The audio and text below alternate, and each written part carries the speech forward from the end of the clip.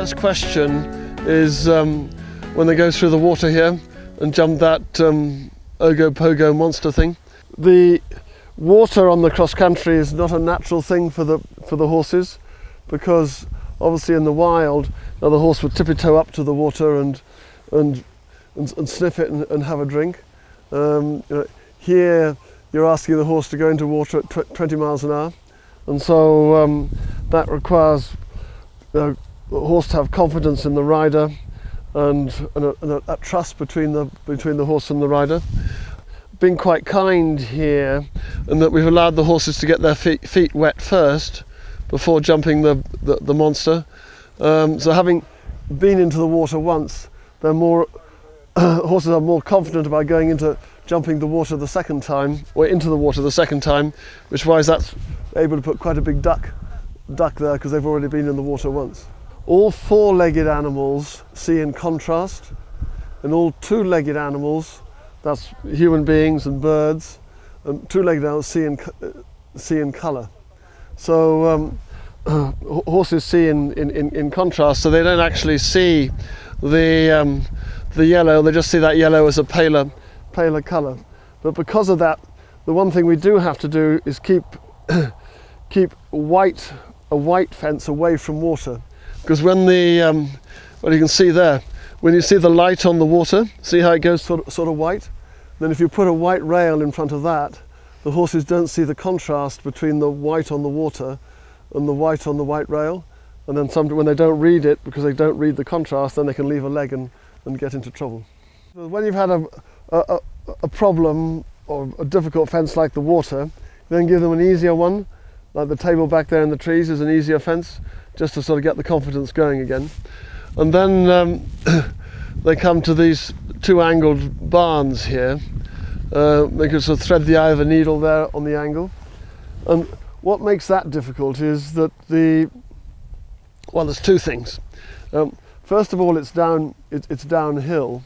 So when a horse jumps a fence, it comes along on the flat, jumps up with the front legs, then pushes itself over with the back legs.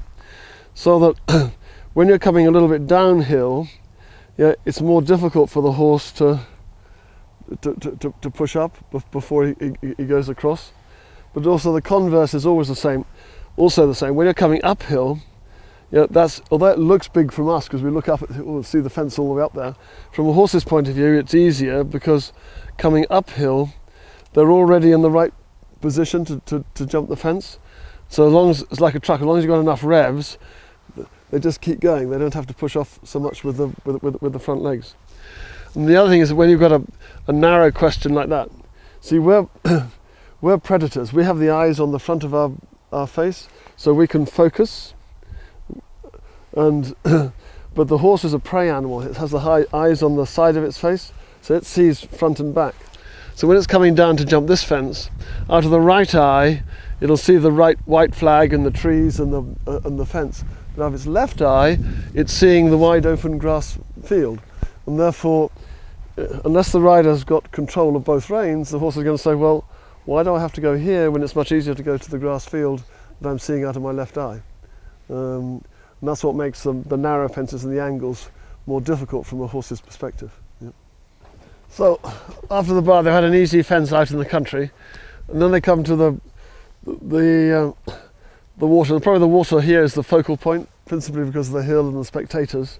And so from a sort of course design point of view, you try to sort of put as many fences as you can in the focal area for spectators, so they can see as many fences as possible from one spot. So they come in and they jump the two fish with the blue signs on them in that first water. But the horses won't see that as a fish. The horses will just see that as a log or as another piece of wood. So anyway, they jump one fish. They've got 7 strides then to the next fish.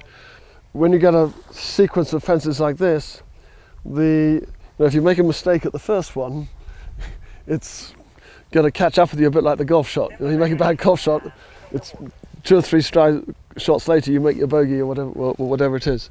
So because that's why the riders will walk the course 2 or 3 times and like a lot of them walked it yesterday just to get an overview of a feel of it, and then they'll walk it again today and tomorrow to more strategize the course, so they know exactly which part of which fence they're going to jump, at what angle, at which speed, in order to set themselves up for the other fences. The keyhole is sort of it's always quite a spectacular thing, because the sort of horse and rider sort of burst through it, and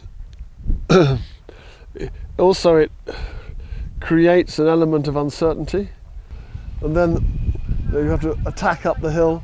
Then always the worry is when you jump up a step, because horses don't have a stride between the step and the house. So when they don't have a stride, they have to land and take off again with the front feet before the back feet touch the ground.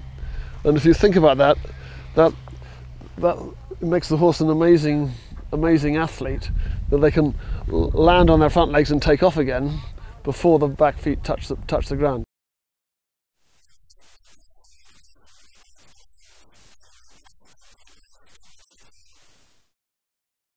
But the trick here is, obviously when you come down the slope, that's quite steep, therefore the horses are going to be going quite slowly. But this is quite a long distance, so what the riders will be doing is coming here, thinking, well, I want to get my horse to land somewhere here, and then they're going to go 2, 3, 4, 1, 2.